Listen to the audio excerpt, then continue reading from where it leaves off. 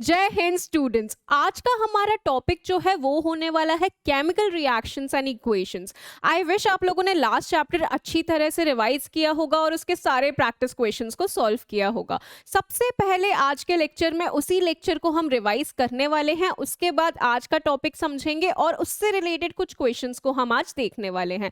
आपके जो भी डाउट्स होते हैं चैप्टर से रिलेटेड वो आप कमेंट सेक्शन में डालिए। मैं कोशिश करूंगी कि मैं सारे डाउट्स को एड्रेस करने की कोशिश करूं, जिससे हमारा एक भी कंसेप्ट जो है वो दिमाग में अनक्लियर नहीं होना चाहिए। एग्जाम हम लोगों को साथ में निकालना है, तो शुरुआत करते हैं।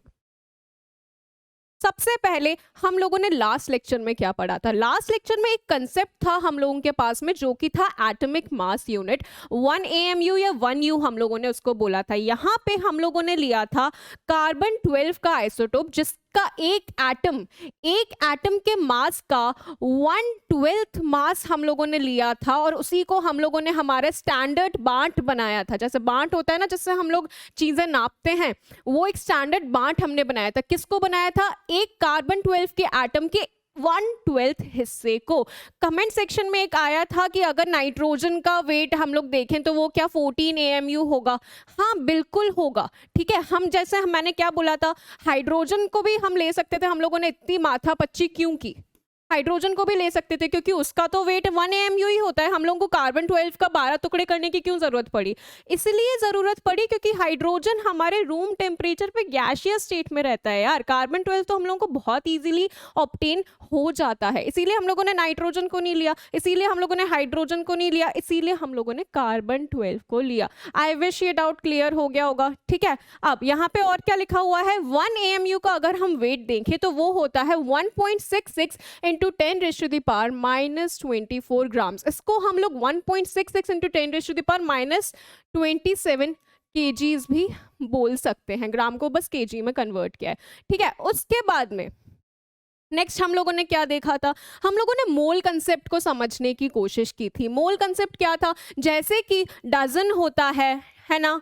डजन यानी कि क्या?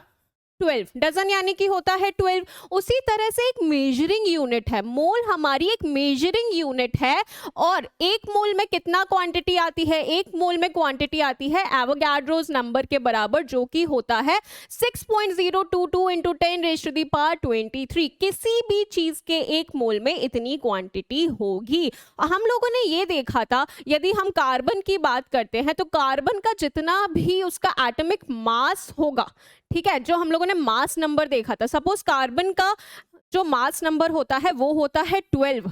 ठीक है, तो 12 ग्राम्स में इसका 1 मोल एटम आ रहे थे। ठीक है, उसी तरह से यदि मैं बात करूं यहाँ पे कॉपर की, तो कॉपर का जो मास होता है, जो एटॉमिक मास होता है, वो कितना होता है? 63.5। Therefore 63.5 ग्राम में 1 मोल आएगा। 1 मोल में हमेशा 6.023 इंटू 10⁻23 ही पार्टिकल्स आते हैं, भले वो एटम्स हों, भले वो मॉलिक्यूल्स हों, कुछ भी हो, इतनी ही क्वांटिटी आती है। और यदि हम वेट के टर्म्स में देखें तो इस तरह से उसको कंसिडर करना है। आगे बढ़ते हैं। आगे हम लोगों ने देखा था कि जो हमारा एटम होता है वो सब एटॉमिक पार्टिकल्स का बना हुआ होता है, राइट? सब एटॉमिक पार्टिकल्स कौन कौन से? प्रोटॉन्स होते हैं, न्यूट्रॉन्स होते हैं, इलेक्ट्रॉन्स होते हैं। यदि हम बात करें तो जो न्यूक्लियस होता है, न्यूक्लियस के अंदर मौजूद होते हैं प्रोटॉन्स और न्यूट्रॉन्स, और उसके अराउंड शेल्स में रिवॉल्व कौन कर रहे होते हैं? इलेक्ट्रॉन्स। जिस तरह से हमारे सन के आसपास सोलर सिस्टम में प्लैनेट्स रिवॉल्व कर रहे होते हैं, उसी तरह न्यूक्लियस के आसपास रिवॉल्व कर रहे होते हैं इलेक्ट्रॉन्स। न्यूक्लियस में कौन मौजूद होते हैं? प्रोटॉन्स और न्यूट्रॉन्स। इनके जो स्पेसिफिक कुछ फीचर्स थे उनको यहाँ पे रिवाइज करो। मास की यदि मैं बात करूं तो प्रोटॉन और न्यूट्रॉन का मास एकदम सेम होता है, 1.67 इंटू 10⁻⁻27 kg। थोड़ा जाना पहचाना सा नंबर लग रहा है, अभी 1 AMU में हम लोगों ने पढ़ा था। ठीक है, मास 1.00 something AMU, right? Charge positive charge होता है प्रोटॉन का, ये हमें पता था। न्यूट्रॉन का मैंने लास्ट लेक्चर में कार्टून एक बताया था, न्यूट्रॉन बोला था I am whatever zero charge. Okay, उसके बाद में चार्ज की यदि बात करते हैं तो प्रोटॉन के ऊपर चार्ज मौजूद होता है 1.6 इंटू 10⁻⁻19 कूलम्ब। उसके बाद में इलेक्ट्रॉन की यदि मैं बात करूं तो इलेक्ट्रॉन का मास अगर हम प्रोटॉन और न्यूट्रॉन से कंपेयर करते हैं तो बहुत ज्यादा कम होता है, इसलिए इसको नेग्लिजिबल कंसिडर किया जाता है। इसीलिए मैंने आप लोगों को बताया था मास नंबर में हम इलेक्ट्रॉन के मास की बात नहीं करते हैं। ठीक है, इसका वेट कितना होता है, इसका मास कितना होता है, 9.1 इंटू 10⁻⁻31 kgs होता है, या फिर इसको हम इस तरह से भी लिख सकते हैं। चार्ज की यदि मैं इसके बात करूं तो -1 चार्ज होता है, इसका माइनस में चार्ज होता है, कितना होता है, -1.6 into 10⁻⁻19 coulomb. I hope that this is clear. Moving on further, हम लोगों ने देखा था कि किस तरह से एटम की खोज में आगे साइंटिस्ट ने और डिस्कवरीज की थी। सबसे पहले हम लोगों ने देखा था थॉमसन का मॉडल देखा था, प्लम पुडिंग मॉडल या हमने वाटरमेलन मॉडल बोला था उसको, जिसमें एक पूरा पॉजिटिव स्फीयर था जिसके अंदर नेगेटिव इलेक्ट्रॉन्स एम्बेडेड थे, वो तो कैंसिल हो गया था। उसके बाद सर रदरफोर्ड का मॉडल आया था जिसमें उन्होंने बताया था, उन्होंने एक अल्फा जो पार्टिकल्स होते हैं, हीलियम +2 चार्ज वाले जो पार्टिकल्स होते हैं, उनको बम्बार्ड किया था एक गोल्ड फॉइल पे, एक पतली सी गोल्ड फॉइल पे। गोल्ड फॉइल ही क्यों ली थी, क्योंकि वो मैलिएबल होती है, बहुत पतली शीट्स में उसको काटा जा सकता है। उसके ऊपर बम्बार्ड किया था तो उन्होंने देखा था बहुत मैक्सिमम अमाउंट ऑफ जो पार्टिकल्स थे वो सीधे चले गए थे, कुछ डिफ्लेक्ट किए थे और कुछ बहुत ज़्यादा कम 180 डिग्री पे वापस भी आए थे। इससे उन्हें क्या पता चला था कि पूरे एटम में एक बहुत छोटा सा वो स्पेस होता है जो कि पॉजिटिवली चार्ज होता है, उसी जगह पे पूरा उसका मास कंसंट्रेटेड है। फुटबॉल फील्ड जितना हमारा अगर एटम है तो एक क्रिकेट बॉल के बराबर एक सेंटर में मास मौजूद है, पॉजिटिव चार्ज मौजूद है, जिसको हम लोगों ने न्यूक्लियस बोला था। लेकिन रदरफोर्ड के मॉडल में उन्होंने ये एक्सप्लेन नहीं कर पाया था कि अगर इलेक्ट्रॉन सर्कुलर मूवमेंट कर रहा है हमारे न्यूक्लियस के आसपास तो वो एनर्जी लूज करके न्यूक्लियस में गिरेगा उनके मॉडल के अकॉर्डिंग, लेकिन ऐसा नहीं होता है, क्योंकि अगर ऐसा हो रहा होता तो हमारे आसपास जो मैटर है वो ऐसी प्रेजेंट कंडीशन में नहीं होता। इसी के बाद में सर बोहर का मॉडल आया था जो कि हाईली एक्सेप्टेबल था। सर बोहर ने बताया था कि सेंटर में न्यूक्लियस में क्या मौजूद होता है, प्रोटॉन्स और न्यूट्रॉन्स मौजूद होते हैं, इसके आसपास जो इलेक्ट्रॉन्स रिवॉल्व कर रहे होते हैं वो पर्टिकुलर एनर्जी वाले ऑर्बिट्स में मूव कर रहे होते हैं, ऑर्बिटल शेल्स में मूव कर रहे होते हैं जिनके पास एक पर्टिकुलर एनर्जी होती है। I suppose this was clear. उसके बाद में हम लोगों ने देखा था कि अलग अलग एनर्जी लेवल्स होते हैं, right. Just give me 1 second. हम लोगों ने जब एनर्जी लेवल्स की बात की थी तब इसमें हम लोगों ने देखा था कि सबसे जो न्यूक्लियस के पास वाला एनर्जी लेवल रहता है उसकी सबसे कम एनर्जी रहती है, फिर उससे ज़्यादा एनर्जी उसके आगे वाले में, फिर एनर्जी ऐसे ही बढ़ती जाती है बाहर की तरफ। ओके, KLMN इस तरह से हम लोगों ने नाम दिए थे शेल्स को, 1 2 3 4, राइट। ये हमें समझ में आया था। हम लोगों ने ये समझा था अगर किसी इलेक्ट्रॉन को कम एनर्जी से ज़्यादा एनर्जी वाले शेल में जाना है तो उसे एनर्जी एब्जॉर्ब करनी पड़ेगी अगर उसे यहाँ से यहाँ जाना है तो। अगर किसी इलेक्ट्रॉन को हायर एनर्जी लेवल से लोअर एनर्जी वाले लेवल में आना है तो जो एनर्जी थी वो रिलीज हो रही थी। ये भी बहुत इजी सा कंसेप्ट था। आगे जब हम बढ़े थे तब हम लोगों ने देखा था कि किस हिसाब से हम किसी भी शेल में इलेक्ट्रॉन्स की फिलिंग करते हैं। 3 रूल्स हम लोगों ने यहाँ पे पढ़े थे। सबसे पहला रूल हमें क्या बता रहा था, सबसे पहला रूल ये बता रहा था कि किसी में भी अगर फिल करने हैं इलेक्ट्रॉन्स तो मैक्सिमम कैपेसिटी उसकी हम लोग बता पाएंगे 2n² से। इसी तरह से 2, 8, 18, 32 इस हिसाब से हम लोगों ने इलेक्ट्रॉन्स की फिलिंग की थी, राइट। ये हो गया। उसके बाद में सेकेंड रूल था द ऑक्टेट रूल। वो ये बता रहा था कि सबसे आउटर मोस्ट जो शेल होगा उसमें मैक्सिमम कैपेसिटी 8 ही होती है, 8 से ज़्यादा नहीं होती है। एक प्यारा सा कार्टून था, इस कार्टून में क्या था, ऑक्टेट फिल हो गया सबसे आउटर मोस्ट शेल में, बस अब कोई इलेक्ट्रॉन यहाँ पे फिल नहीं होगा। ये हम लोगों ने समझा था। तीसरा जो रूल था वो आप लोग मुझे कमेंट सेक्शन में बताओगे। रिवाइज करना बहुत ज़रूरी है और इसी रिवीजन को चेक करने के लिए आप लोगों से मैं पूछ रही हूँ कि तीसरा रूल क्या था, ठीक है। मूविंग ऑन फर्दर, हम लोगों ने वैलेंसी को समझा था, और वैलेंसी को हम लोगों ने किस तरह समझा था कि आउटर मोस्ट शेल में जितने इलेक्ट्रॉन्स होते हैं, पहली चीज। दूसरी चीज, किसी को भी हमेशा लाइफ में स्टेबल होना होता है, इसी तरह से एटम को भी स्टेबल होना होता है। अगर उसको स्टेबल होना है तो उसको लीस्ट मेहनत में स्टेबल होना है। एटम की स्टेबिलिटी का मतलब क्या है? एटम की स्टेबिलिटी का मतलब है आउटर मोस्ट शेल में 8 इलेक्ट्रॉन होने चाहिए। अगर वो शेल सबसे ग्राउंड लेवल वाली शेल है, यानी कि हम बात करें तो न्यूक्लियस के जस्ट पास वाली, तो उसमें मैक्सिमम 2 इलेक्ट्रॉन्स की कैपेसिटी है, तो वहां पे सिर्फ 2 ही होने चाहिए।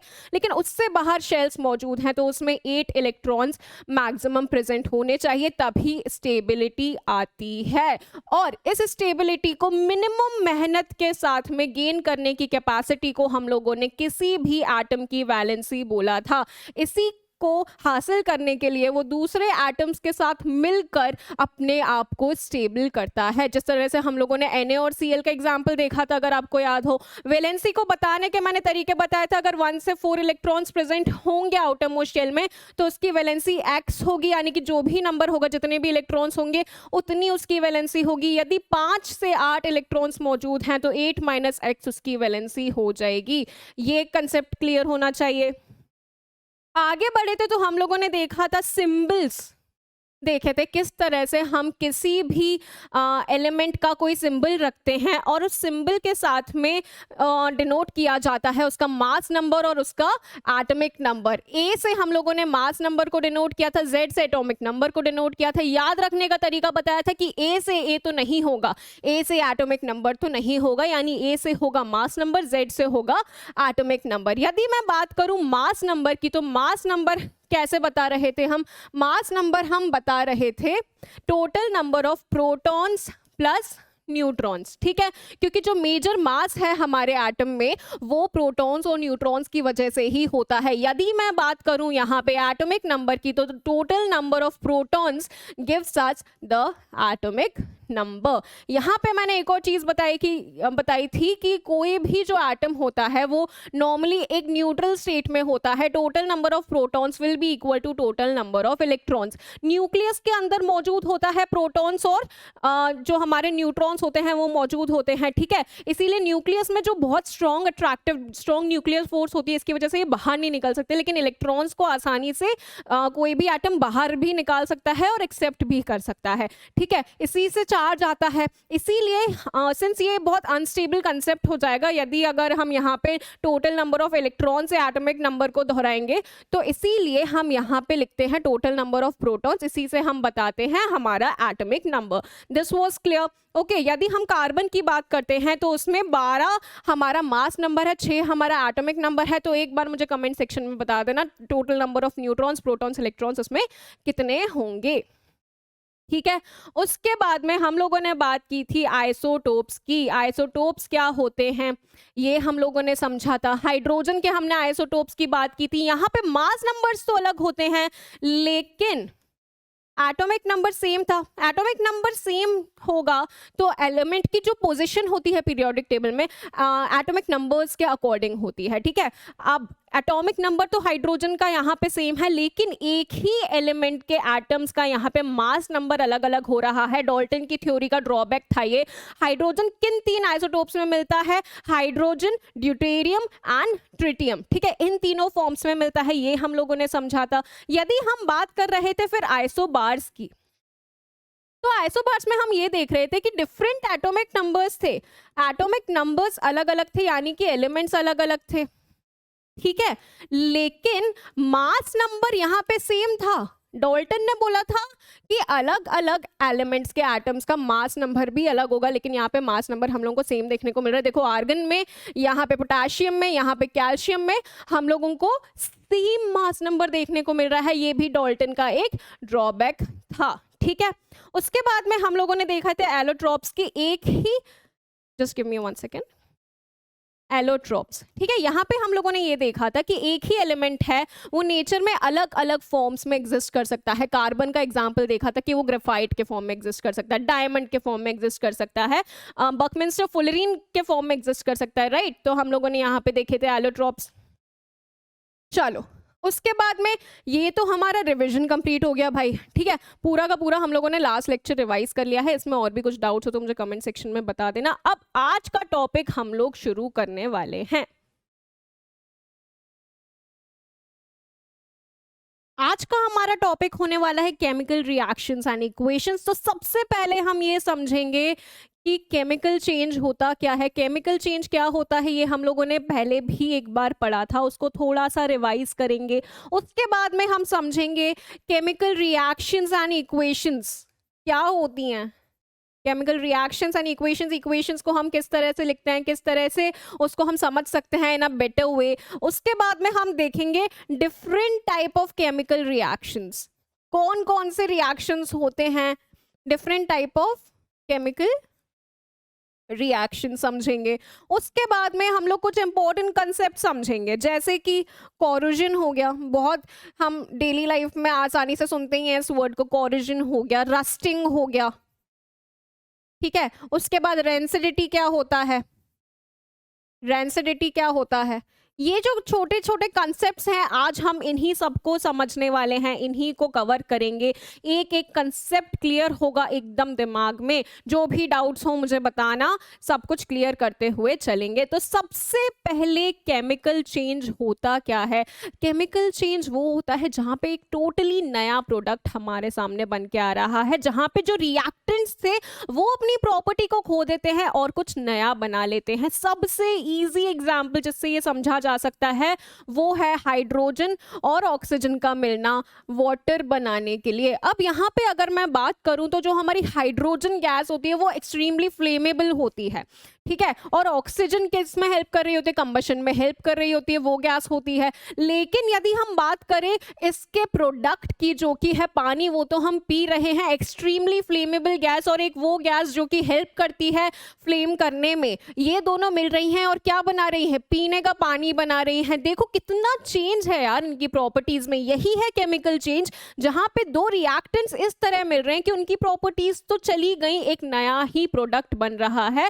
और एक चीज मैंने बताई थी कि हमेशा केमिकल चेंज जो होता है वो इरिवर्सिबल होता है। नॉर्मली उसको हम लोग, नॉर्मली क्या हम पानी से हाइड्रोजन और ऑक्सीजन उड़ा सकते हैं नॉर्मल प्रोसेसेस से? नहीं कर सकते, राइट। ये इरिवर्सिबल फिनोमिनन होता है। हम फिजिकल चेंजेस की यदि बात करें तो वहां पे से स्टेट का चेंज होता है। जैसे बर्फ का पिघलना हम लोगों ने बोल दिया, ठीक है, बर्फ अगर पिघल गई है तो वापस जम भी तो सकता है वो पानी, राइट, बहुत आसानी से जम सकता है। लेकिन अगर हम केमिकल चेंजेस की बात करें तो वो नॉर्मल प्रोसीजर से वापस रिवर्स नहीं हो सकते हैं। एकदम नया हम लोगों के यहाँ पे चीज प्रोडक्ट बन रहा होता है, ये चीज समझनी जरूरी है, ठीक है। एक बार डेफिनेशन से समझते हैं।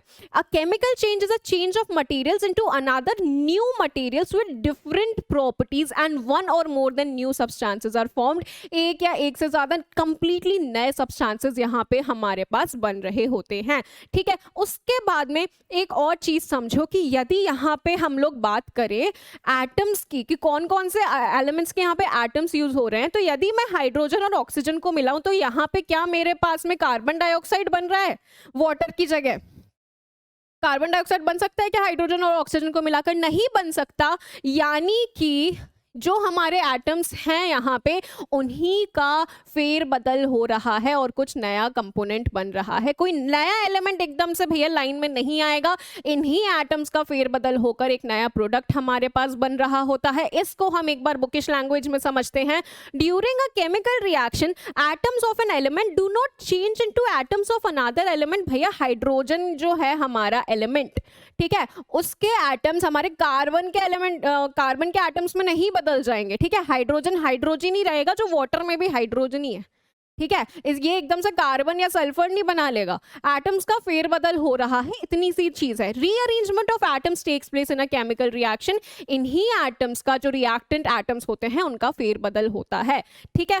उसके बाद में chemical reactions and chemical equations. अब अगर हम लोग देखें आसपास हमारे तो बहुत सारे केमिकल रिएक्शंस हो रहे होते हैं। यदि यार मैं तुम लोगों को बात करूं रेस्पिरेशन की, मैं बात करूं तो रेस्पिरेशन में क्या हो रहा था याद है? ऑक्सीजन की मदद से हमारा खाना टूट रहा था और एनर्जी बना रहा था। ये भी एक टाइप की केमिकल रिएक्शन होती है, ठीक है। अगर हम लकड़ी को जलाएं तो वो भी एक टाइप की केमिकल रिएक्शन है। हमारे आसपास हम बहुत चीजें देखते हैं। रस्टिंग की यदि मैं बात करूं, जंग लग जाती है, ठीक है, वो भी एक टाइप की केमिकल रिएक्शन है। अब जब ये केमिकल रिएक्शंस हो रही होती हैं तब हम उसको अगर ऐसे फॉर्म में लिखें, जिस तरह से, इस तरह से अगर हम किसी ऐसे फॉर्म में लिखें एक प्रॉपर, जिससे हमें समझ में आ पाए कि एक्चुअल में कहानी चल क्या रही है, उसको हम बोलते हैं केमिकल इक्वेशन। केमिकल रिएक्शन को इतने प्यारे तरीके से ढंग से सजाकर लिखने को हम लोगों ने केमिकल इक्वेशन बोला है, और कुछ भी नहीं है। समझते हैं, देखो, the method of representing a chemical reaction with the help of symbols and formula of the substances, जो सिंबल्स हैं हमारे एलिमेंट्स के और जो फॉर्मूलाज हैं हमारे कंपाउंड्स के, यदि हम उनको इस तरह से लिखेंगे तो उसको हम बोलते हैं केमिकल इक्वेशन, ठीक है। उसके बाद for solids the symbol is S. अगर हम सॉलिड किसी कंपाउंड की बात करेंगे तो एस यूज करेंगे, लिक्विड के लिए एल यूज करेंगे, गैसेस के लिए जी यूज करेंगे, एक्वस सॉल्यूशंस के लिए ए क्यू यूज करेंगे। गैस अगर निकल रही है तो उसके लिए हम लोग इस तरह से साइन बनाएंगे, गैस के उड़ने का अपर एरो। और यदि कोई प्रेसिपिटेट फॉर्म हो रहा है, जैसे कि हम लोगों ने पढ़ा था ना, जब हम लोगों ने सेडिमेंटेशन पढ़ा था, जब हम लोगों ने उसमें कोलॉइड्स पढ़े थे, ठीक है, कोलॉइड्स पढ़े थे, उसमें सेडिमेंटेशन, उसमें प्रेसिपिटेशन नहीं हो रहा था, हम लोगों का सॉल्यूशन पढ़े थे, कोलॉइड्स पढ़े थे, और हम लोगों ने एक और चीज़ पढ़ी थी, क्या पढ़ी थी एक बार बताओ मुझे, जिसमें हम लोगों ने प्रेसिपिटेशन देखा था और उसमें हम लोगों ने इस तरह से नीचे का साइन लगाया था, जहाँ पे नीचे सेटल अप हो रहा है तो नीचे का साइन लगाया, गैस इवॉल्व हो रही है तो गैस में ऊपर का साइन लगाया। दिस शुड बी क्लियर, ठीक है। अलग अलग छोटे छोटे से सिंबल्स हैं यार, जिससे हम लोग एक बेटर अंडरस्टैंडिंग ला सकते हैं किसी भी केमिकल रिएक्शन की, ठीक है। इस अगर रिएक्शन को तुम लोग देखोगे तो यहाँ पे जो जिंक था वो सॉलिड फॉर्म में था, तो इसलिए हम लोगों ने एस लिखा। उसके बाद सल्फ्यूरिक एसिड जो था हमारा वो एक्वस फॉर्म में था, तो हम लोगों ने ए क्यू लिखा। जो बना ZnSO4 वो एक्वस बना, और हाइड्रोजन गैस इवॉल्व हुई इसलिए ऊपर का साइन लगा दिया, ऐसे ऊपर गैस इवॉल्व होती है, प्रेसिपिटेट नीचे सेटल डाउन होता है सस्पेंशंस में, इसीलिए हम लोगों ने नीचे का एरो लगाया था। दिस शुड बी क्लियर, ठीक है। अलग अलग हम लोगों ने सिंबल्स यूज किए हैं। यदि हम हाइड्रोजन की गैस की बात करें तो वो एक ब्रिस्क एफर्वेसेंस के साथ निकलती है। सारी गैसेस के कुछ ना कुछ प्रॉपर्टीज होती हैं जिसके साथ वो निकलती हैं, ठीक है। Okay, now moving on forward. अब हम समझते हैं कि यदि कोई केमिकल रिएक्शन हो रही है तो हमें पता कैसे चलेगा कि कोई केमिकल रिएक्शन हो रही है। पता भी तो चलना चाहिए। ऐसे देखकर बहुत सारी चीजें होती है जो हम नहीं बता पाते कि भैया ये केमिकल रिएक्शन था, केमिकल चेंज था या फिजिकल चेंज था, राइट। हम लोगों को पता होना चाहिए कि भैया यहाँ पे अब केमिकल रिएक्शन हो रही है, उसके कुछ कैरेक्टरिस्टिक्स होते हैं, उसको समझो, ठीक है। सबसे पहला, इवोल्यूशन ऑफ अ गैस। यदि गैस का इवोल्यूशन हो रहा है तो वहां पे केमिकल रिएक्शन हो रही है बेटा, ठीक है। यदि हाइड्रोजन गैस निकल रही होती है तो वो ब्रिस्क एफर्वेसेंस यानी बबल्स निकलते हैं, ठीक है। कार्बन डाइऑक्साइड यदि गैस निकल रही होती है तो कार्बन डाइऑक्साइड गैस तो कलरलेस और ओडरलेस होती है, ठीक है। अमोनिया गैस निकल रही होती है तो उसकी एक पंजेंसी स्मेल होती है, ठीक है। सल्फाइड गैस निकल रही होती है तो उसकी एक फिशी स्मेल होती है। अलग अलग गैसेस अगर निकल रही होती हैं तो हम बोलते हैं कि उसमें केमिकल रिएक्शन वहां पे कोई ना कोई हुआ होगा। एग्जाम्पल देखते हैं, जिंक को यदि हम लोग सल्फ्यूरिक एसिड के साथ में कंबाइन करेंगे तो ZnSO4 बनता है और साथ में निकलती है हाइड्रोजन गैस, यानी कि वहां पे कोई केमिकल रिएक्शन हुआ है। यदि चेंज इन टेम्परेचर हुआ, कभी कभार ऐसा भी होता है, कभी कभार या बहुत सारी रिएक्शंस में ऐसा होता है कि चेंज हो जाता है टेम्परेचर में। अगर हमने किन्हीं दो चीज़ों को मिलाया तो एकदम से हमारा जो कंटेनर है जिनमें मिलाया वो ठंडा हो जाएगा, एकदम से गर्म हो जाएगा, ठीक है। हम पढ़ेंगे कि ठंडा कब होता है, गर्म कब होता है, एनर्जी कब एब्जॉर्ब होती है, कब रिलीज होती है, हर एक टाइप के हम लोग रिएक्शंस को पढ़ेंगे। लेकिन यहाँ पे ये समझो कि अगर चेंज इन टेम्परेचर हो रहा है इसका मतलब वहाँ पे कोई केमिकल रिएक्शन हुआ है। और एग्जाम्पल में अगर हम देखें तो CaO + H2O, CaO हमारा क्या होता है, CaO हमारा होता है क्विक लाइम, ठीक है। क्विक लाइम में जब हम लोग वाटर मिलाते हैं, यहाँ पे मैं लिख देती हूँ, ये पता है क्वेश्चन आया है, क्विक लाइम को हम लोग फॉर्मूला क्या लिखते हैं, CaO लिखते हैं, ठीक है। ये क्या बना लेता है, ये बना लेता है हमारा CaOH2 जिसको हम बोलते हैं स्लेक्ड लाइम, ठीक है। जब ये बनता है तब बहुत ज़्यादा हीट जो है वो निकलती है, जो हमारा कंटेनर हो जाएगा वो गर्म हो जाएगा, ठीक है। ये हमारा एक चेंज इन टेम्परेचर का एग्जांपल हुआ। उसके बाद में formation of a precipitate, precipitate यानी कि हमारा जो, जैसे हम लोगों ने सस्पेंशन में पढ़ा था, प्रेसिपिटेट हो जा रहा है, कुछ भी नीचे सेटल डाउन हो जा रहा है, अगर ऐसा भी कुछ हो रहा है तो वो भी केमिकल रिएक्शन को दर्शाता है, ठीक है। अब तुम लोगों के दिमाग में ये आ रहा होगा कि हम लोगों ने पानी में सैंड को मिलाया था, ठीक है, सैंड को मिलाया था, सैंड सेटल डाउन हो गया तो ये भी क्या केमिकल रिएक्शन है? भैया नहीं है केमिकल रिएक्शन। केमिकल रिएक्शन में क्या बताया था मैंने, दो कंपाउंड्स मिक्स हो रहे हैं, कुछ नया बन रहा है, और वो अगर कुछ नया सेटल डाउन होता है उसमें हम केमिकल रिएक्शन बोल रहे हैं। पानी में सैंड को घोला, सैंड नीचे सेटल डाउन हो गया, कुछ नया बन रहा है, क्या सैंड तो वही है ना, तो कैसी केमिकल रिएक्शन? डाउट मत आने देना यार दिमाग में, कंफ्यूज नहीं होना है, क्लियर रहना है कंसेप्ट्स में। यहाँ पे हम लोग एक एग्जांपल देखते हैं, CuSO4 प्लस NaOH को यदि हम मिलाते हैं तो Na2SO4 और CuOH2 का एक ब्लू प्रेसिपिटेट हम लोगों को देखने को मिलता है। उसके बाद में चेंज इन कलर, ठीक है, चेंज इन कलर यदि हो जाता है, सॉल्यूशन का एकदम से कलर चेंज हो जाता है, तो हम उसको भी एक केमिकल रिएक्शन बोलेंगे। ठीक है, देखो यहाँ पे SO2 में जब हम लोगों ने पोटेशियम ट्राइक्रोमेट को मिलाया H2SO4 की प्रेजेंस में, तब हम लोगों को जो सॉल्यूशन हम लोगों का नया बनता है वो ऑरेंज से एकदम से ग्रीन कलर का हो जाता है। अगर एकदम से कलर चेंज हो रहा है तो भी हम बोल सकते हैं कि यहाँ पे केमिकल रिएक्शन हुई होगी। और उसके बाद में चेंज ऑफ स्टेट यदि हम लोगों को देखने को मिलता है और कुछ नई चीज बन रही है चेंज ऑफ स्टेट के साथ में, तो वो भी केमिकल रिएक्शन होता है। फॉर एग्जांपल यदि यहाँ पे NH3 जो कि गैसियस स्टेट में है, उसके साथ में अगर मैंने HCl गैस मिलाई है तो NH4Cl हमारा प्रेसिपिटेट होता है जो कि एक सॉलिड है। ये चीज समझनी जरूरी है। हम लोगों ने क्या समझा यहाँ पे, केमिकल रिएक्शन यदि हो रही होगी हमें पता कैसे चलेगा केमिकल रिएक्शन है। ये कुछ चीजें होती हैं जो हमें बताती हैं कि हाँ भैया यहाँ पे कोई केमिकल रिएक्शन टेक प्लेस हुई है। सबसे पहली चीज क्या थी, evolution of a gas, gas evolve हो रही है, ठीक है, उसको हम देखेंगे। उसके बाद में हम लोग देख रहे थे change in temperature, temperature change हो रहा है या फिर फॉर्मेशन ऑफ अ प्रेसिपिटेट हो रहा है, कलर चेंज हो रहा है या चेंज ऑफ स्टेट हो रहा है। हमने दो ऐसी चीजें बनाई जिनका स्टेट अलग था, दो गैसियस चीजों को मिलाया और सॉलिड बन गया। ठीक है, तो ये भी केमिकल रिएक्शन है। अलग अलग टाइप के हम ऑब्जर्वेशन से बता सकते हैं कि कहाँ केमिकल रिएक्शन हुई है। ठीक है, अब आगे बढ़ते हैं। मैंने तुम लोगों को बताया था एनर्जी चेंजेस होते हैं केमिकल रिएक्शंस में, है ना। अब दो प्रकार के एनर्जी चेंजेस होते हैं, एक होता है एक्सोथर्मिक, एक होता है एंडोथर्मिक। क्या होता है ये समझो।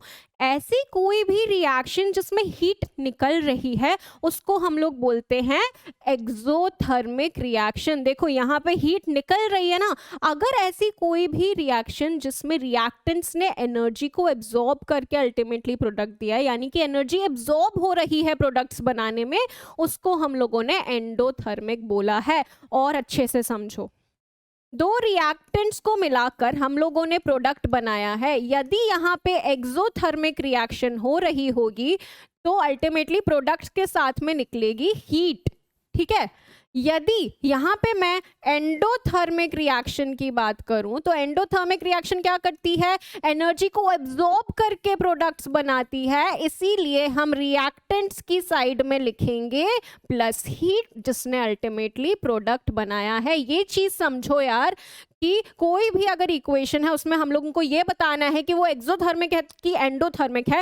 एक्सोथर्मिक में हमेशा हम लोग प्रोडक्ट्स के साथ में हीट लिखेंगे, क्योंकि हीट बेटा निकल रही है ना, हीट निकल रही है मतलब प्रोडक्ट्स के साथ में निकल रही है। यदि हीट एब्जॉर्ब हुई है तो रिएक्टेंट्स ने हीट एब्जॉर्ब करके प्रोडक्ट्स बनाया है, तो एंडोथर्मिक में रिएक्टेंट्स की साइड में, एक्सोथर्मिक में प्रोडक्ट्स की साइड में हीट का मेंशन करेंगे हम लोग किसी भी केमिकल इक्वेशन में।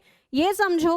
अब फटाफट से हम देखते हैं कुछ प्यारे से एग्जाम्पल्स। एक्सोथर्मिक रिएक्शन की यदि मैं बात करूं तो एक्सोथर्मिक रिएक्शन हम लोगों ने अभी देखा था, CaO क्विक लाइम को जब हम लोगों ने वाटर में मिलाया था तब हम लोगों को मिला था स्लेक्ड लाइम। यहाँ पे हीट इवॉल्व हुई थी इसीलिए हम लोगों ने यहाँ पे प्लस हीट लिख दिया। ठीक है, और क्या एग्जाम्पल्स हैं, Al प्लस Fe2O3 ने Al2O3 बनाया प्लस Fe बनाया प्लस हीट बनाया। इसी तरह से मीथेन जो हमारी होती है वो ऑक्सीजन में जब कंबस्ट होती है तब हम लोगों को carbon dioxide plus water plus heat देती है। ठीक है, कंबशन क्या होता है ये हम अभी लेक्चर में आगे समझेंगे। Most of the reactions which are combination reactions, जहां पे दो चीजें कंबाइन कर कर एक हम लोगों को प्रोडक्ट दे रही होती हैं, वो मोस्टली एक्सोथर्मिक होती हैं। ठीक है, mostly, not all of them but mostly. यदि हम बात करते हैं एंडोथर्मिक रिएक्शंस की, तो यहाँ पे हीट रिक्वायर होती है। दो अगर रिएक्टेंट्स को मिलना है तो उसमें हम लोगों को हीट देनी पड़ेगी जिससे अल्टीमेटली कोई प्रोडक्ट बन जाए। एग्जाम्पल दूं, सपोज तुम लोगों को अंडा बनाना है, ठीक है। अब अंडा को तुम लोग फ्राइंग पैन पे डालोगे, ठीक है। अब फ्राइंग पैन में अब तुम लोग आग लगाओगे गैस से, अल्टीमेटली तुम लोगों को टेस्टी सा ऑमलेट बन जाएगा, मिल जाएगा, ठीक है। बीच का बहुत सारा प्रोसीजर होता है, अब मैं कुकिंग शो तो है नहीं जो मैं बताऊं, ठीक है। अब यहाँ पे क्या हुआ, हम लोगों ने जो रिएक्टेंट था, जो एग था, जो उसमें मसाले वगैरह थे, उसको हीट दिया, अल्टीमेटली हम लोगों को टेस्टी सा ऑमलेट मिल गया, ठीक है। यहाँ पे हम लोगों ने हीट दी। यदि हम लोग फोटोसिंथेसिस की बात करते हैं तो फोटोसिंथेसिस में भी सनलाइट के थ्रू हीट आई, अल्टीमेटली हम लोगों को प्लांट्स ने जो खाना बनाया वो मिल गया। एंडोथर्मिक रिएक्शन वही होती है जहाँ पे हीट एब्जॉर्ब हो रही है, अल्टीमेटली हम लोगों को प्रोडक्ट्स देखने को मिल रहे हैं, ठीक है। एग्जाम्पल्स यहाँ पे देखो, वही लिखा हुआ है यार, यहाँ पे भी तो फोटोसिंथेसिस का ही लिखा हुआ है। Photosynthesis is an example of endothermic reaction since it is absorbing heat to make the final products.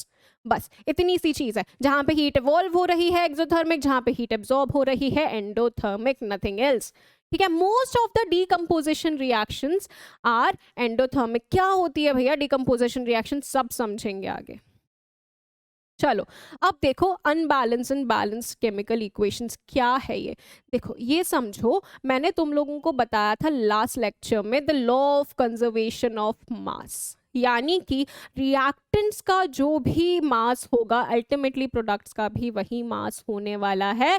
ये हम लोगों ने समझा था अच्छी तरह से, ठीक है। ये हम लोगों को लेवोइजर ने दिया था, याद है, प्राउस्ट एंड लेवोइजर ने हम लोगों को लॉ ऑफ कंजर्वेशन ऑफ मास दिया था। इसी के बेसिस पे हम लोग किसी भी केमिकल रिएक्शन को बैलेंस करते हैं। जो हम लोगों ने इक्वेशन लिखी थी ना सिंबल्स के फॉर्म में, उसी को हम लोगों ने बैलेंस करा है, जिससे हम लोगों का ये जो लॉ है वो प्रूव हो जाए, ठीक है। ये हम लोगों को पता ही है कि ये तो होता ही है, अब उसको इक्वेशन के फॉर्म में भी बताना है। ये पढ़ो सबसे पहले, law of conservation of mass. According to the law of conservation of mass no atoms can be created और डिस्ट्रॉयड। जितने एटम्स हमारे रिएक्टेंट साइड में होंगे उतने ही प्रोडक्ट साइड में होंगे, इतनी सी बात को ध्यान रखना है और इक्वेशन को बैलेंस करना है।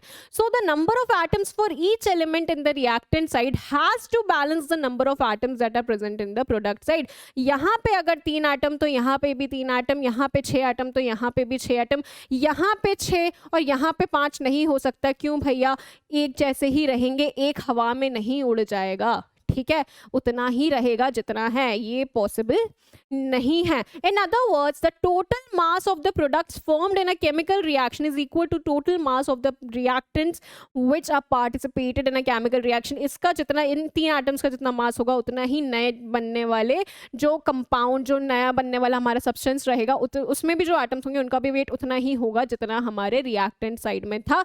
इस चीज को ध्यान रखना है, ठीक है। अब इसी चीज को ध्यान रख के हम बैलेंस करते हैं किसी भी केमिकल इक्वेशन को। क्या ध्यान में रहेगा, लॉ ऑफ कंजर्वेशन ऑफ मास।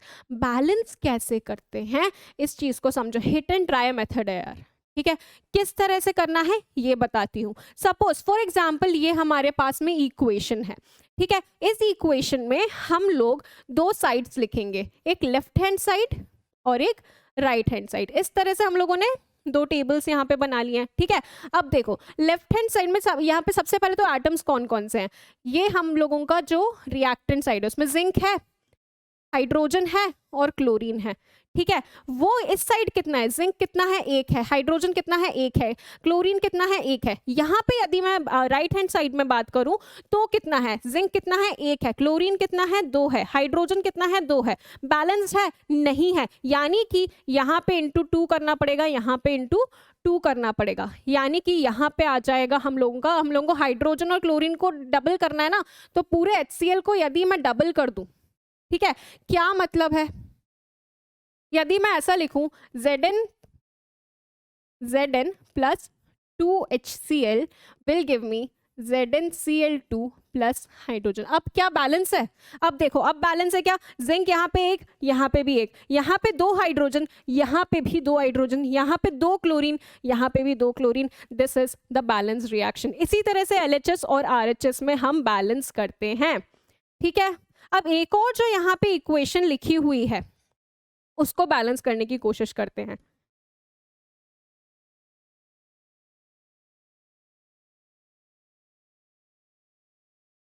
यही इक्वेशन थी ना भाई, Fe2O3 प्लस H2 Fe3O4 है भैया यहाँ पे।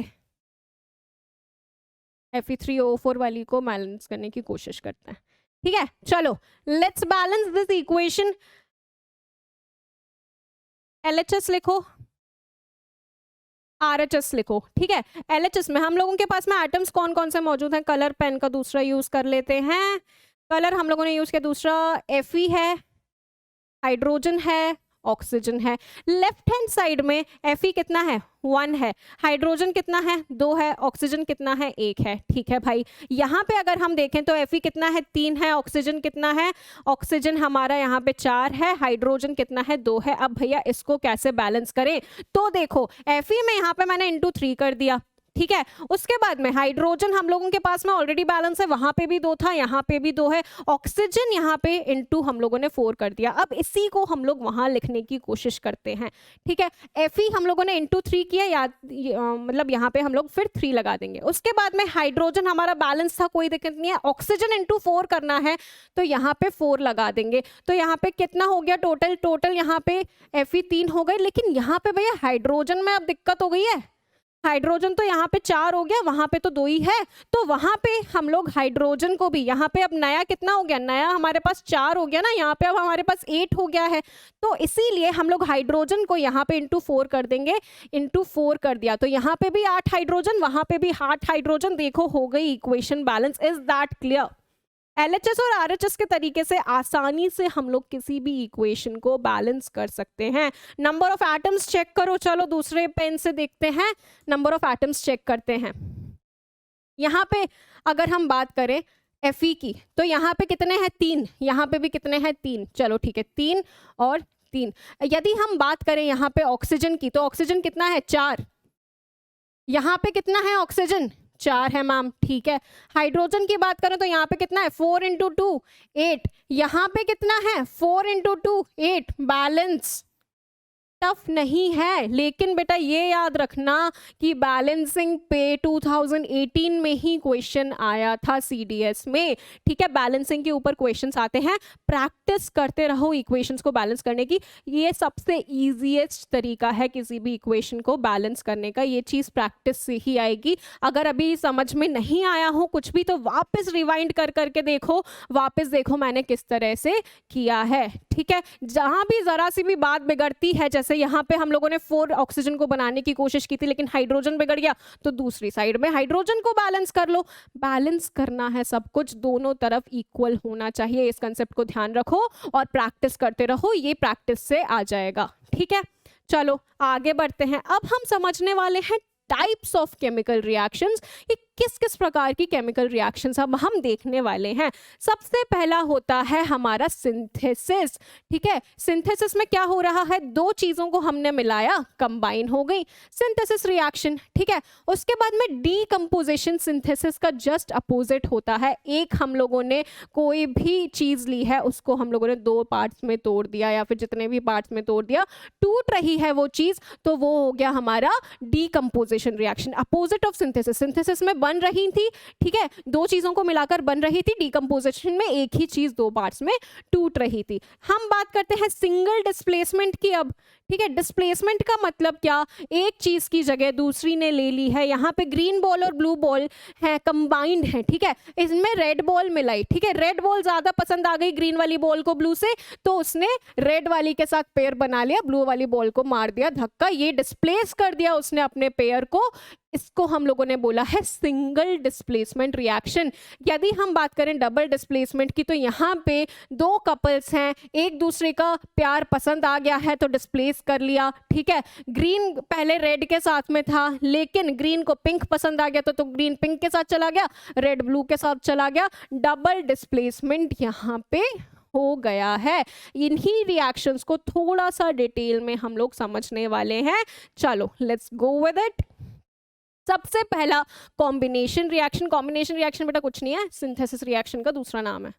ठीक है, सिंथेसिस रिएक्शन क्या हो रहा था, दो चीजें मिलकर एक नया प्रोडक्ट दे रही थी, ग्रीन और ब्लू बॉल मिलकर हम लोगों को ग्रीन और ब्लू का कॉम्बिनेशन एक कंपाउंड था वो दे रहा था। ठीक है, अब देखो, in a combination reaction 2 elements और 1 एलिमेंट एंड 1 कंपाउंड और 2 compounds combine to give 1 single product. क्या बोल दिया यहाँ पे, जो दो चीजें मिल रही हैं वो दोनों एलिमेंट्स भी हो सकते हैं, वो एक कंपाउंड और एक एलिमेंट भी हो सकता है, और वो दोनों के दोनों कंपाउंड्स भी हो सकते हैं, मिलकर हम लोगों को कोई नई चीज देने के लिए। एग्जाम्पल देखो बेटा, हाइड्रोजन और क्लोरीन, हम लोगों ने दो एलिमेंट्स लिए, कंबाइन किया, एक कंपाउंड बना, ठीक है, HCl। उसके बाद में दूसरा हम लोगों ने कार्बन मोनोऑक्साइड और ऑक्सीजन को मिलाया। कार्बन मोनोऑक्साइड तो भैया कंपाउंड है ना, दो एलिमेंट्स को कंबाइन करके बनाए, उसको यदि हमने ऑक्सीजन में मिलाया तो कार्बन डाइऑक्साइड बना, जो भी एक कंपाउंड है। ठीक है, दो कंपाउंड्स को मिलाया, NH3 और HCl को मिलाया, NH4Cl बना, वो भी कंपाउंड है।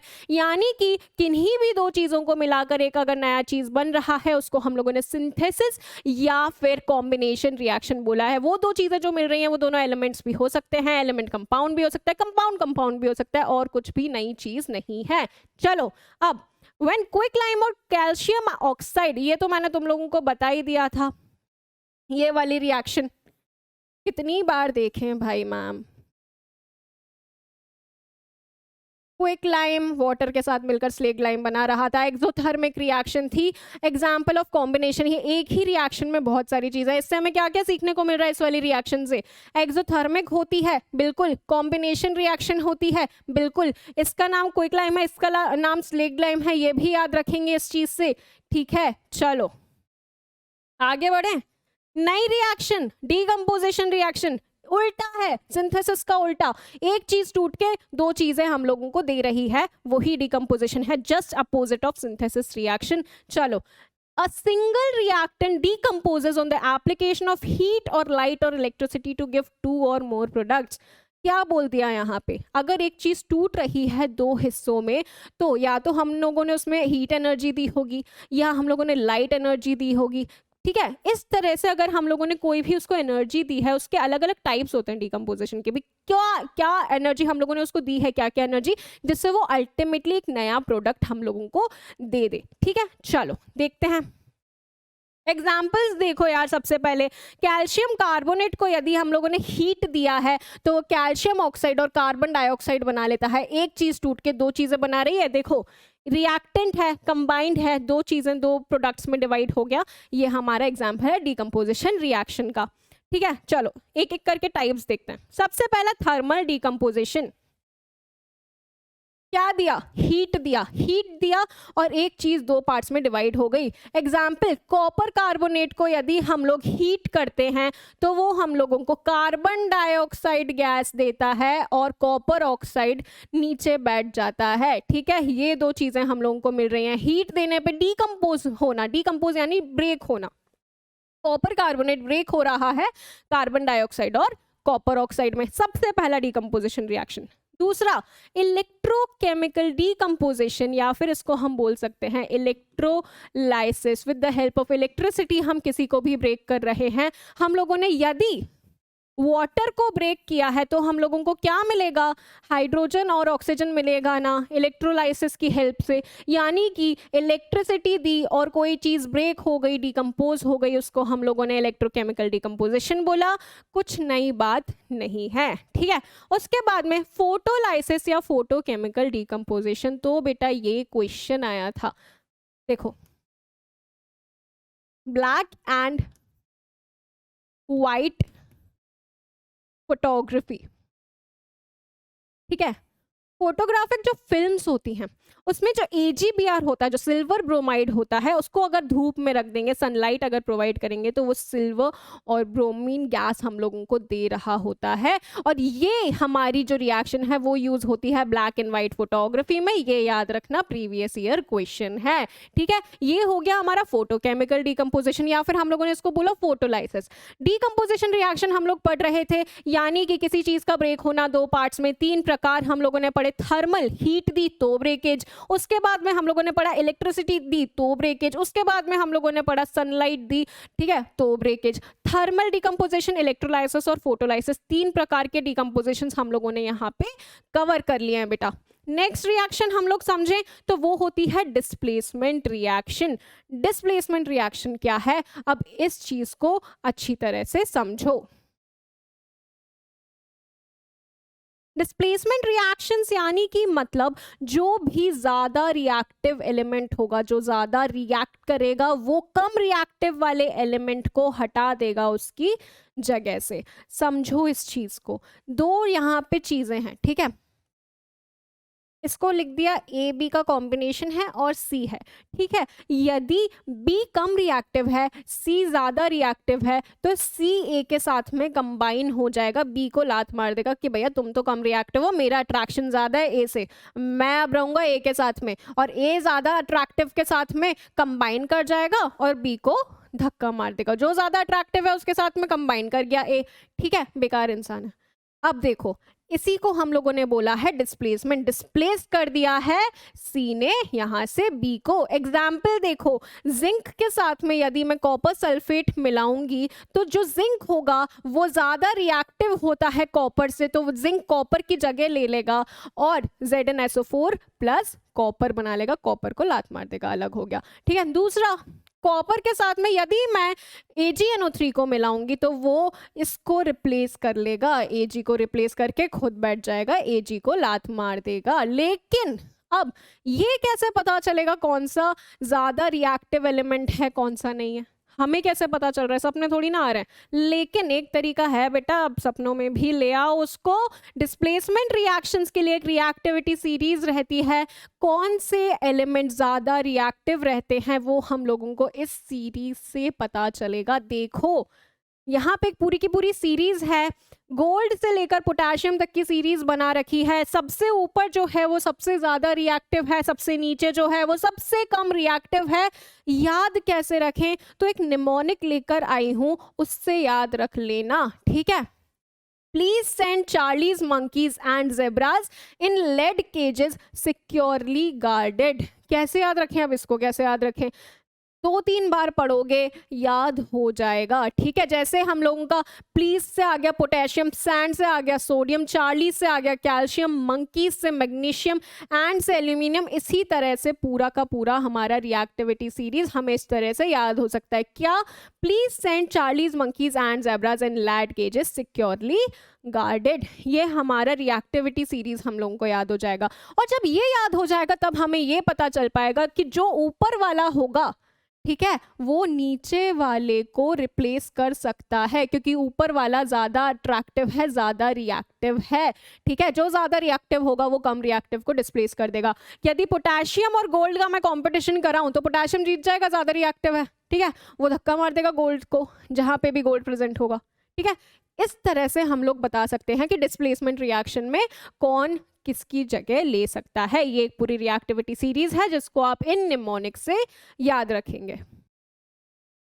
अब देखो डबल डिस्प्लेसमेंट रिएक्शन को, यहाँ पे क्या हो रहा है?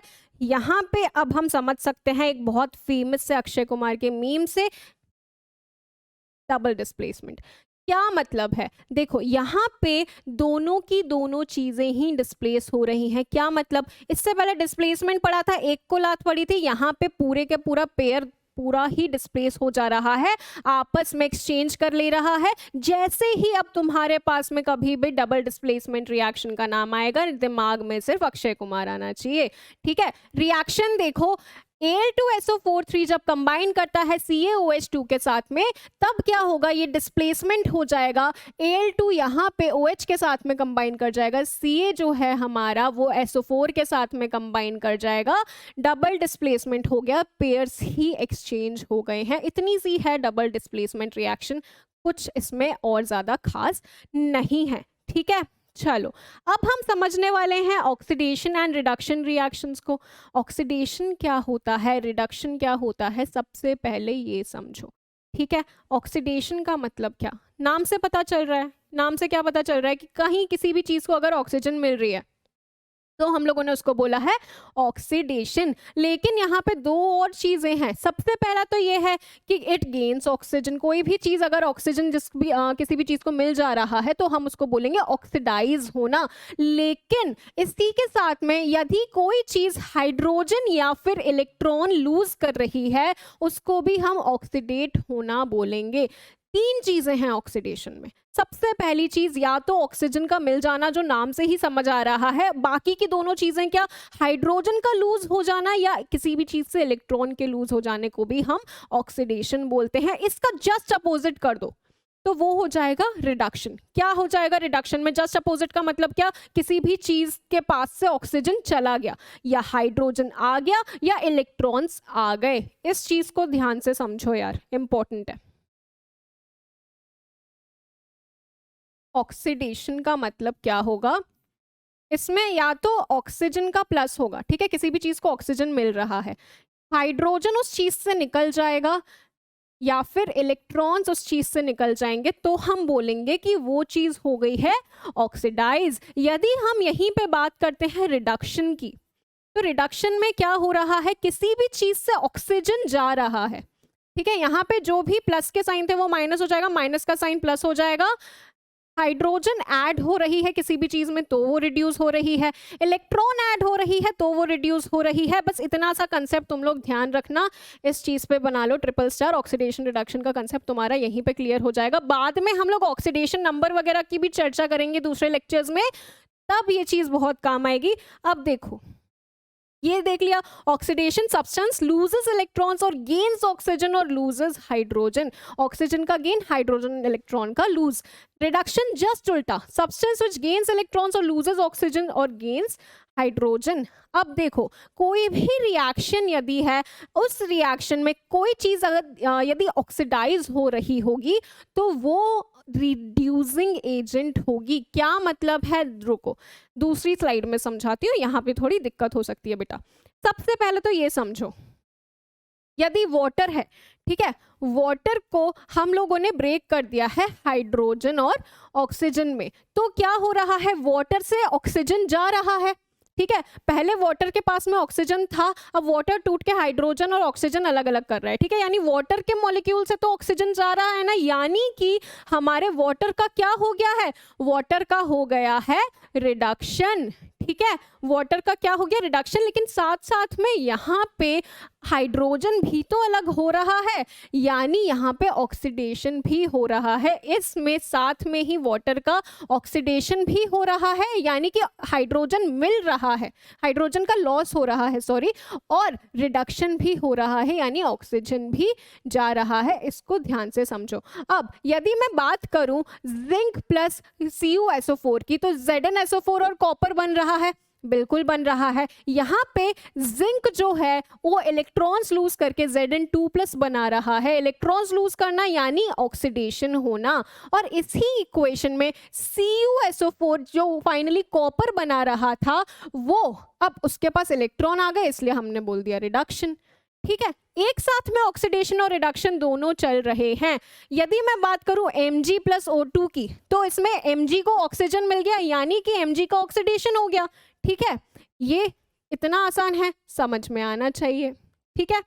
चलो अब देखो, अब क्या हुआ, मैंने तुम लोगों को ऑक्सीडेशन रिडक्शन समझा दिया, क्या ऑक्सीडेशन होता है, क्या रिडक्शन होता है। ऑक्सीडेशन का मतलब ऑक्सीजन का मिलना, हाइड्रोजन इलेक्ट्रॉन का जाना, ऐसे याद होना चाहिए। रिडक्शन का मतलब क्या होता है, रिडक्शन का मतलब जस्ट अपोजिट हो जाएगा। अब रिडॉक्स रिएक्शंस क्या होती हैं, हम लोगों ने वहां पे देखा ना, रिएक्शंस में एक ही रिएक्शन जिसमें ऑक्सीडेशन भी चल रहा है उसमें रिडक्शन भी चल रहा है। अब रिडॉक्स से समझ में आना चाहिए, RE से रिडक्शन, RED से रिडक्शन सॉरी, और OX से ऑक्सीडेशन। रिडक्शन प्लस ऑक्सीडेशन वाली रिएक्शंस, वो रिएक्शंस जिसमें दोनों की दोनों साथ में हो रहे हैं, उनको हम रिडॉक्स रिएक्शंस बोलते हैं, ठीक है। ये चीज समझो, the redox reaction occurs when the oxidation states of the substrate change, the loss of electrons or an increase in the oxidation state of a chemical or its atoms is referred to as oxidation. देखो कुछ नहीं है, यहाँ पे वही लिखा हुआ है, ऑक्सीडेशन का मतलब इलेक्ट्रॉन्स का लूज हो जाना, ठीक है। ये चीज समझ में आनी चाहिए, जहां पे रिडक्शन और ऑक्सीडेशन रिएक्शन साथ में चल रही है उसको हम रिडॉक्स रिएक्शंस बोलते हैं। अब अगर ऐसी कोई भी चीज है ऐसी कोई भी चीज़ है, जैसे कि मैंने तुम लोगों को, अब देखो, अब यहाँ पे तुम लोगों को ऑक्सीडाइजिंग एजेंट और रिड्यूसिंग एजेंट समझ में आएगा। FeS के साथ में यदि मैंने CuSO4 मिलाया तो मुझे क्या मिला, FeSO4 मिला प्लस Cu मिला। ये समझ में आ रहा है कौन से टाइप की रिएक्शन है, डिस्प्लेसमेंट हो रहा है यहाँ पे, ठीक है। तो जो भी चीज यहाँ पे ऑक्सीडाइज हो रही होगी वो चीज रिड्यूसिंग एजेंट होगी, यानी कि जो चीज ऑक्सीडाइज हो रही होगी वो दूसरे को रिड्यूस करने में मदद कर रही होगी, ठीक है। इस चीज को समझो। सपोज फॉर एग्जाम्पल Fe की यदि मैं बात करूं तो यहाँ पे Fe ऑक्सीडाइज हो रहा है, ठीक है, ऑक्सीडेशन हो रहा है Fe का। तो Fe अगर ऑक्सीडाइज हो रहा है तो वो रिड्यूसिंग एजेंट होगा।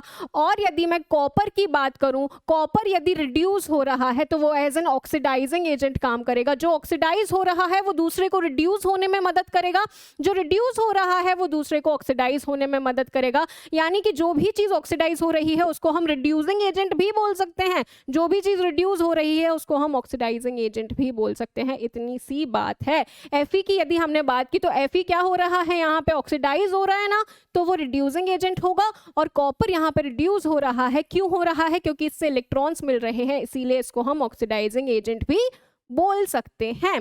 एक और एग्जाम्पल देखो, ZnO के साथ में यदि मैंने कार्बन को मिलाया तो जिंक और कार्बन मोनोऑक्साइड हम लोगों को यहाँ पे मिल रहा है, ठीक है। अब देखो Zn से O चला गया तो यानी कि Zn क्या हो गया, रिड्यूस हो गया, ZnO रिड्यूस हो गया। अगर ये रिड्यूस हो रहा है बेटा तो इसको हम ऑक्सीडाइजिंग एजेंट बोलेंगे, जो रिड्यूस हो रहा है उसको ऑक्सीडाइजिंग एजेंट। और जो ऑक्सीडाइज हो रहा है, कार्बन ऑक्सीडाइज हो रहा है ना, क्योंकि इसको ऑक्सीजन मिलकर इसने कार्बन मोनोऑक्साइड बना लिया, तो जो ऑक्सीडाइज हो रहा है उसको हम बोलेंगे रिड्यूसिंग एजेंट, ठीक है। ये चीज क्लियर होनी चाहिए एकदम।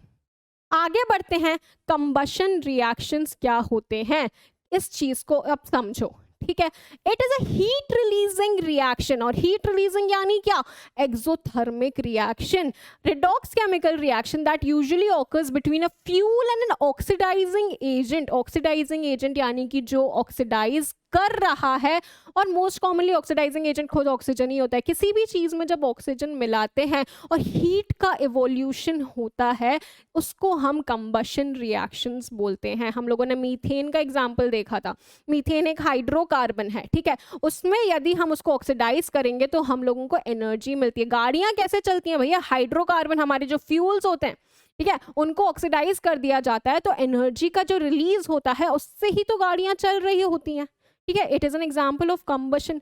लेकिन कंबशन हमेशा यूजफुल नहीं होता, पता है, जो भी हमारे पॉल्यूटेंट्स होते हैं, पॉल्यूटेंट्स भी ऑक्सीजन के साथ मिलकर ऑक्सीडाइज हो जाते हैं और पोल्यूशन में कन्वर्ट होते हैं, ठीक है, ये अलग बात है। लेकिन यहाँ पे कंबशन को समझो। कंबशन का मतलब कोई भी हाइड्रोकार्बन या फिर कोई भी चीज ले लो, उसमें ऑक्सीजन जब मिल जाएगी और हीट एंड लाइट जब निकलेगी, उसको हम लोगों ने बोला है कंबशन रिएक्शन। अब देखो, The products of combustion reaction depend upon the combusted substance। जो भी हमारे reactants होंगे उनके ऊपर डिपेंड करेगा कि हमारा प्रोडक्ट्स क्या क्या होने वाले हैं कंबशन रिएक्शन के। जब मेटल्स और नॉन मेटल्स बर्न होते हैं ऑक्सीजन के साथ में, तब वो करस्पॉन्डिंग ऑक्साइड्स देंगे, ऑक्सीजन के साथ में कंबाइन करके ऑक्साइड्स ही देंगे। लेकिन यदि मैं हाइड्रोकार्बन्स की बात करती हूँ, जैसे कि मीथेन हो गया, हाइड्रोकार्बन जो हाइड्रोजन और कार्बन के बने हुए होते हैं, नाम से समझ में आ रहा है, जैसे कि हमारे फ्यूल्स, तब वो कार्बन डाइऑक्साइड और वाटर देते हैं हम लोगों को एनर्जी के साथ में। कुछ नहीं है, इतना सा समझो कंबशन में क्या हो रहा है, ऑक्सीजन डाल रहे हैं और हीट और एनर्जी का एवोल्यूशन हो रहा है। वैसी रिएक्शंस को हम लोगों ने कंबशन बोला है। और कंबशन में जो हम लोगों के फाइनल प्रोडक्ट्स बन रहे हैं वो इस चीज पे डिपेंड करेंगे कि रिएक्टेंट्स कौन से हैं। अगर रिएक्टेंट्स मेटल्स और नॉन मेटल्स होंगे, उनके साथ में अगर ऑक्सीजन मिलेगा तो मेटल्स या नॉन मेटल्स के ऑक्साइड्स मिलेंगे। यदि हाइड्रोकार्बन्स हम लोगों के ऑक्सीजन के साथ में मिल रहे होंगे तो हम लोगों को carbon dioxide plus water plus energy मिलेगा, ठीक है। मूविंग ऑन फर्दर, कोरोजन की बात कर देते हैं। कोरोजन यानी कि हम लोग देखते हैं ना, मोस्ट कॉमनली ये देखो, ये हम लोग की एक चेन है जिसके ऊपर जंग लग गई है, ठीक है। कोरोजन का मतलब क्या होता है, gradual deterioration of a material, usually a metal, by the action of moisture, air or chemicals in the surrounding environment. एक मेटल के ऊपर एक लेयर बन जाती है due to coming in contact with air या मॉइस्चर या फर्दर और भी केमिकल्स के कॉन्टैक्ट में आने से वो मेटल धीरे धीरे जब खराब होने लग जाता है, उसको हम लोगों ने कोरोजन बोला है। सबसे कॉमन एग्जाम्पल, सबसे फेमस एग्जाम्पल आ जाता है रस्टिंग का एग्जाम्पल। जंग लग जाती है आयरन के ऊपर, वो हमारा कोरोजन का सबसे फेमस, सबसे कॉमन एग्जाम्पल है। अब उसमें हो क्या रहा है, आयरन हमारा जो होता है उसके ऊपर जो आयरन के सबसे ऊपरी वाली लेयर है वो ऑक्सीजन के साथ में, जो एटमॉस्फेयर में ऑक्सीजन है, मॉइस्चर है, उसके साथ में रिएक्ट कर जाती है और एक लेयर बना लेती है जिसको हम बोलते हैं रस्ट। ठीक है, जिसको हम बोलते हैं रस्ट। पाउडरी सी लेयर होती है, धीरे धीरे मेटल को खा जाती है, उसको हम बोलते हैं रस्ट। देखो क्या हो रहा है, आयरन के साथ में ऑक्सीजन फ्रॉम एयर आ गया और मॉइस्चर आया, इन दोनों की प्रेजेंस में Fe2O3 बन जाता है। Fe2O3 plus XH2O। X क्यों लिख रहा है, क्योंकि वाटर के जो मॉलिक्यूल्स जो भी कंबाइन हो रखे होते हैं उनकी कोई फाइनाइट कंपोजिशन नहीं होती, कोई फाइनाइट नंबर नहीं होता है, इसको हम रस्ट बोलते हैं। और ये रस्ट के फॉर्मूला को तुम लोग याद रखोगे, this is known as rust and this you people are going to remember.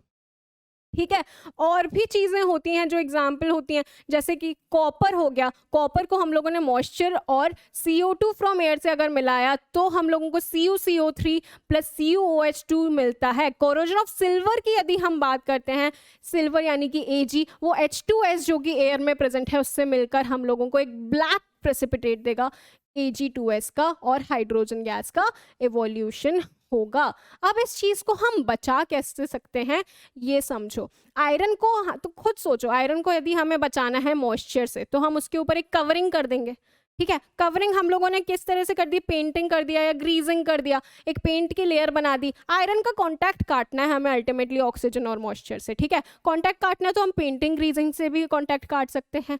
एक तरीका और होता है जिसको हम बोलते हैं गैल्वेनाइजेशन। अब गैल्वेनाइजेशन में हम क्या कर रहे होते हैं, आयरन के ऊपर हम लोग एक ऐसे मटेरियल की लेयर लगा देते हैं जो ऑक्साइड बना लेगा पहले ही। एग्जाम्पल देती हूँ, आयरन के ऊपर हम लोग यहाँ पे जिंक की कोटिंग करते हैं। ठीक है, अब जिंक को हम लोग यहाँ पे सेक्रीफाइशियल मेटल बोलते हैं। क्यों बोलते हैं, क्योंकि खुद सेक्रीफाइस करता है, इसका जिंक का ऑक्साइड बन जाएगा। आयरन हो गया, आयरन के ऊपर हम लोगों ने जिंक की कवरिंग कर दी, जिंक का ऑक्साइड बन जाएगा। वो मॉइस्चर ऑक्सीजन को आयरन तक पहुंचने ही नहीं देगा, खुद का ऑक्साइड बना लेगा और भैया आयरन हो गया, बच गया। लेकिन जिंक की तो बलि चढ़ गई, जिंक को इसीलिए सेक्रीफाइशियल मेटल बोला जाता है।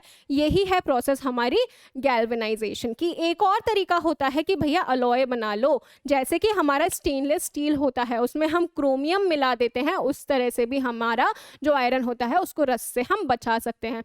कभी कभार ये जो हमारा कोरोजन होता है ना, ये बचा भी सकता है किसी मेटल को। फॉर एग्जाम्पल एल्यूमिनियम जो होता है, एल्यूमिनियम के ऊपर जब ऑक्साइड की एक लेयर बन जाती है, Al2O3 की जब लेयर बन जाती है, तब वो नीचे वाले एल्यूमिनियम को प्रिवेंट कर लेती है फ्रॉम फर्दर कोरोजन। तो इस तरह से एल्यूमिनियम में कोरोजन थोड़ा हेल्पफुल भी हो जा रहा है भैया, हमेशा खराब नहीं है। यहाँ पे ऊपर की लेयर जो है वो हमारी ऑक्साइड की बन जाएगी और नीचे वाले एल्यूमिनियम को बचा लेगी। तो यहाँ पे हम लोगों ने क्या देखा, कोरोजन में बाहर के मॉइस्चर से, एयर से, दूसरे केमिकल से कंबाइन होकर जब मेटल खराब होने लगता है धीरे धीरे, उसको हम लोगों ने कोरोजन बोला। सबसे फेमस एग्जांपल हमारा रस्टिंग, जिसमें आयरन के ऊपर जंग लग जाती है, वो हम लोगों ने देखा।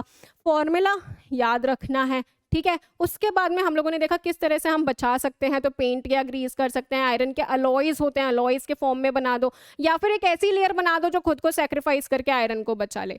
ये हम लोगों का कोरोजन कंप्लीट हो गया। उसके बाद में एक नया कंसेप्ट आ जाता है। नए कंसेप्ट से पहले ताजमहल की यदि बात करो तो भैया पहले इतना सुंदर था, अब बहुत कॉमनली हम लोगों ने सुना है मथुरा ऑयल रिफाइनरी की वजह से येलोइशनेस आ रही है। क्यों आ रही है? क्योंकि मार्बल क्या है, मार्बल हमारा कैल्शियम कार्बोनेट होता है। कैल्शियम कार्बोनेट जब सल्फ्यूरिक एसिड, नाइट्रिक एसिड और हाइड्रोजन सल्फाइड गैस के साथ में कंबाइन करता है, जो कि हम लोगों के ऑयल रिफाइनरी से निकल रहे थे, मथुरा जो गैस ऑयल रिफाइनरी थी वहाँ से जब वो निकल रहे थे, तब वो इस मार्बल को धीरे धीरे कोरोड कर रहे हैं। ठीक है, इसीलिए ये येलोइशनेस हमारे प्यारे से ताजमहल में आ रही है। ये हम लोगों का एक एग्जाम्पल हो गया कोरोजन का। अब रैंसिडिटी की यदि हम बात करते हैं तो रैंसिडिटी क्या होता है, हम लोग देखते हैं ना कुछ टाइम बाद यदि कोई भी फैट या ऑयल से कवर्ड चीज़ अगर रखी रहती है, ठीक है, तो उसमें से एक स्मेल आने लगती है बहुत टाइम बाद। क्यों आती है? क्योंकि फैट्स और ऑयल्स जो भी किसी भी चीज़ में मौजूद होते हैं उनका ऑक्सीडेशन हो जाता है, ठीक है, इसको हम रैंसिडिटी बोलते हैं, किसी चीज़ का रैंसिड हो जाना बोलते हैं, ठीक है। अब इसको समझो, it refers to the oxidation of fats and oils in the food that is kept for a long time। बहुत लंबे टाइम तक अगर हम रखते हैं किसी भी ऐसी चीज़ को जिसमें तेल है तो उसमें से कुछ टाइम बाद एक गंदी सी स्मेल आने लगती है, पंजन सी स्मेल आने लगती है, उसको हम रैंसिड होना बोलते हैं, ठीक है। It gives a foul smell and bad taste to food. Rancid food causes stomach infections on consumption। इसको नहीं खाना चाहिए, बिल्कुल नहीं खाना चाहिए, खाते बनेगा भी नहीं और खाना भी नहीं चाहिए क्योंकि स्टमक इन्फेक्शंस वो कॉज कर सकता है।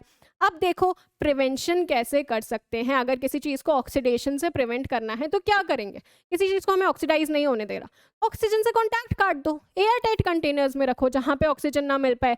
तुम लोग वो लेज वगैरह खाते हो, ठीक है, मुझे तो बिल्कुल पसंद नहीं है, लेकिन अब जब लेस का हम चिप्स का पैकेट खोलते हैं तब उसमें से एकदम से गैस एक जो निकलती है जिसकी हमें स्मेल आती है वो नाइट्रोजन गैस होती है, ठीक है। हम जब एयर टाइट इसको बनाते हैं, जब ये जो चिप्स के पैकेट्स होते हैं इसमें जो कंपनीज नाइट्रोजन को पैक करके उसमें भेजती हैं जिससे ऑक्सीजन के कॉन्टैक्ट में तो एटलीस्ट वो ना आ पाए, क्यों, जिससे रैंसिडिटी से प्रिवेंट करवाया जा सके, और ये एक प्रिवेंशन का तरीका है। सबसे पहला तरीका use of air tight containers, ठीक है, एयर टाइट जो कंटेनर्स मम्मी टपरवेयर के जो कंटेनर्स रखती हैं घर में, जान से प्यारे कंटेनर्स, वो हम लोगों का एक तरीका है। दूसरा तरीका पैकेजिंग विद नाइट्रोजन, चिप्स के पैकेट्स को नाइट्रोजन के साथ में पैक किया जा सकता है, ठीक है। रेफ्रिजरेशन, रेफ्रिजरेट कर देते हैं तो थोड़ा टाइम पीरियड जो है ऑक्सीडेशन का वो बढ़ जाता है, थोड़ा देर से खराब होंगी चीज़ें, ठीक है। और एडिशन ऑफ एंटीऑक्सीडेंट्स और प्रिजर्वेटिव्स। अब देखो एंटीऑक्सीडेंट्स या प्रिजर्वेटिव्स, चीज़ों में बहुत सारे जो बाहर का फूड होता है उसमें बहुत सारे प्रिजर्वेटिव्स होते हैं, एंटीऑक्सीडेंट्स होते हैं, क्यों होते हैं, जिससे वो ज़्यादा टाइम तक चल सके, ठीक है, ज़्यादा टाइम तक चल सके, इसीलिए उसका ऑक्सीजन से कॉन्टैक्ट काटना बहुत ज़्यादा ज़रूरी है, ऑक्सीडाइज नहीं होगा, रैंसिड नहीं होगा, देर तक खराब नहीं होगा। स्टोर्ड फूड्स जो हम लोग मार्केट में देखते हैं उसमें बहुत सारे प्रिजर्वेटिव्स इसीलिए होते हैं जिससे वो चीज़ ऑक्सीडाइज ना हो सके, खराब ना हो सके, एंटीऑक्सीडेंट्स और प्रिजर्वेटिव्स ऐड करते हैं। अब ये कौन से होते हैं इसको देखो, कुछ बहुत फेमस एंटीऑक्सीडेंट्स जो आजकल फूड इंडस्ट्री में यूज हो रहे हैं उनके नाम याद रखने हैं। ब्यूटाइलेटेड हाइड्रोक्सी एनिसोल जिसको हम BHA बोलते हैं, ये कुछ एग्जांपल्स यार प्लीज याद रखना, ठीक है। BHA हो गया, ब्यूटाइलेटेड हाइड्रोक्सी टोलुइन जिसको हम बोलते हैं BHT, propyl gallate PG and tert butyl hydroquinone TBHQ। ये कुछ 4 एंटीऑक्सीडेंट्स हैं जो फूड इंडस्ट्री में बहुत ज़्यादा कॉमनली यूज़ किए जाते हैं, इसीलिए इनका ध्यान रखना बहुत बहुत ज़्यादा ज़रूरी है। दोबारा नाम देखो, एक हो गया BHA जो कि है ब्यूटाइलेटेड हाइड्रोक्सी एनिसोल, एक हो गया हमारा BHT जो कि है ब्यूटाइलेटेड हाइड्रोक्सी टोलुइन, एक हो गया प्रोपाइल गैलेट PG और एक हो गया TBHQ यानी कि टर्ट ब्यूटाइल हाइड्रोक्विनीन, ठीक है, quinone, sorry, this should be clear. अब यहाँ पे हम लोगों ने आज पूरा केमिकल इक्वेशंस एंड रिएक्शंस को समझ लिया है। सबसे पहले हम लोगों ने समझा केमिकल रिएक्शंस क्या होती हैं, केमिकल चेंज क्या होता है, उनको सिंबल्स के फॉर्म में लिखा जाता है, केमिकल इक्वेशंस के फॉर्म में लिखा जाता है, जिससे हम लोगों को ईजिली समझ में आ पाए, पूरी दुनिया का जो ज्ञान है वो एक ही इक्वेशन में आ जाए, ठीक है। अब हम लोगों ने उसके बाद में समझा था अलग अलग टाइप की रिएक्शंस, ठीक है, synthesis reaction, decomposition reaction, displacement reaction, double displacement reaction. उसके बाद में हम लोगों ने ये समझा था एनर्जी रिलीज होती है या एब्जॉर्ब होती है, उस बेसिस पे एक्सोथर्मिक बोलते हैं कि एंडोथर्मिक बोलते हैं। इसके बाद में हम लोगों ने कोरोजन का इंपॉर्टेंट कंसेप्ट समझा था, उसमें हम लोगों ने रस्टिंग को देखा था, किस तरह से प्रिवेंट कर सकते हैं ये देखा। उसके बाद में हम लोगों ने देखा था हमारा कंसेप्ट रेंसिडिटी का, रेंसिडिटी को कैसे बचा सकते हैं ये देखा। अब कुछ क्वेश्चंस लेकर आई हूँ जो प्रीवियस ईयर्स में आए हैं, इन क्वेश्चंस को सॉल्व करते हैं, देखते हैं कितना हम लोगों को आ रहा है। सबसे पहला question, one of the following processes which does not involve a chemical reaction, इनमें से ऐसा कौन सा प्रोसेस है जिसमें केमिकल रिएक्शन नहीं हो रहा है, सोचकर बताइए।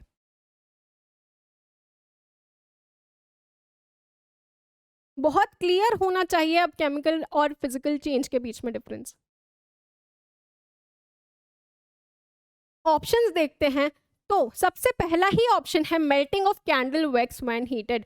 अगर कोई कैंडल की वैक्स है वो मेल्ट हो जा रही है तो वापस वो बन भी तो सकती है, वापस सॉलिडिफाई भी तो हो सकती है। वहां पे कोई नया प्रोडक्ट बन रहा है क्या? वैक्स है, वैक्स तो वैक्स ही रहेगी, सिर्फ स्टेट चेंज हो रहा है, यानी कि ये फिजिकल चेंज है, यानी कि यही हमारा आंसर जाएगा। बाकी सारे केमिकल चेंजेस हैं। Burning of candle wax when heated, देखो मेल्टिंग ऑफ कैंडल वैक्स और बर्निंग और कैंडल वैक्स में फर्क है। अगर कैंडल वैक्स बर्न हो जा रही है तो वो अलग चीज है, वो हम लोगों को गैस बनाकर देगी, लेकिन यहीं पे यदि मेल्ट हो रही है कैंडल वैक्स तो वो फिजिकल चेंज है। बर्निंग हम लोगों का केमिकल चेंज है, याद रखना, इसमें कंफ्यूज मत होना। Digestion of food in your stomach is a very common example of chemical change. Ripening of banana, ripening, अगर बनाना एक बार पक गया है तो तुम उसको वापस कच्चा बना सकते हो क्या? राइपन हो गया। एक बात बायो का एक चीज याद दिलाती हूँ, इथाइलिन गैस याद है तुम लोगों को? प्लांट हार्मोन्स जब बताया था तब इथाइलिन गैस के बारे में बताया था। एकमात्र प्लांट हार्मोन जो कि हम लोगों को गैसियस स्टेट में अवेलेबल होता है, जो कि मदद करवाता है फ्रूट्स को राइपन करवाने में, इथाइलिन वो था। ठीक है, remember this. Next question, which of the following reactions is used in black and white photography? ये मैंने तुम लोगों को बताया था कि याद रखना, प्रीवियस ईयर्स में आया है। तो इसका आंसर तो तुम लोग ही मुझे दोगे कमेंट सेक्शन में, ठीक है? I want this answer in the comment section please. I want your support in this. मेरे साथ साथ में पढ़ाई करो, मैंने तुम लोगों को बताया था, इसको याद रखना। कहाँ ये तुम लोगों को अब बताना है, ठीक है? तो वापस नहीं बताऊंगी।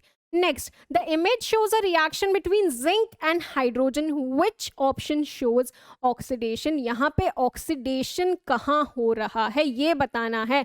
जब ऑक्सीडेशन की बात करते हैं तब तीन चीजें याद रखनी थी। It was either the addition of oxygen, loss of electrons और लॉस ऑफ हाइड्रोजन। अब यहाँ पे देखो कहाँ पे इसमें से कोई भी ऐसा चीज हो रहा है। ऑक्सीडेशन रिडक्शन में जो तीन तीन चीजें थी उनको अच्छी तरह से याद रखोगे तो समझ में आ जाएगा। सबसे पहला ऑप्शन देखते हैं, जिंक बना रहा है, zinc raise to the power तो नहीं बोलेंगे, +2 चार्ज है, ठीक है? अब यहाँ पे क्या हो रहा है, जिंक से 2 इलेक्ट्रॉन्स निकल गए तभी इसके ऊपर पॉजिटिव चार्ज आया है, और losing of electrons is a sign of oxidation. Therefore yes ma'am, this is the correct answer. यदि हम यहाँ पे बात करते हैं H+ जब हाइड्रोजन बना रहा है तभी इलेक्ट्रॉन्स गेन कर रहा है यार, रिडक्शन हो रहा है। Zn2+ यदि जिंक बनाएगा तो इलेक्ट्रॉन्स गेन कर रहा है, और यहाँ पे भी हम लोगों का रिडक्शन ही हो रहा है, ऑक्सीडेशन तो नहीं हो रहा है। समझ में आना चाहिए किस तरह से हम आंसर्स को एलिमिनेट भी करते जा रहे हैं, ठीक है? Which of the following are exothermic processes? इनमें से क्या एक्सोथर्मिक प्रोसेसेस हैं? एक्सोथर्मिक प्रोसेसेस वो प्रोसेसेस जिसमें अल्टीमेटली हीट रिलीज हो रही है, बताओ।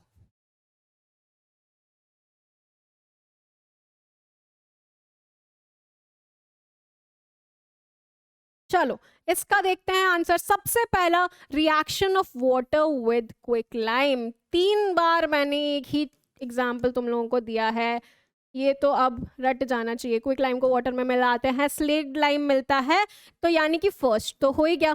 डाइल्यूशन ऑफ एन एसिड, जब हम एसिड से पानी को मिलाते हैं, it's an highly exothermic reaction, this is also correct.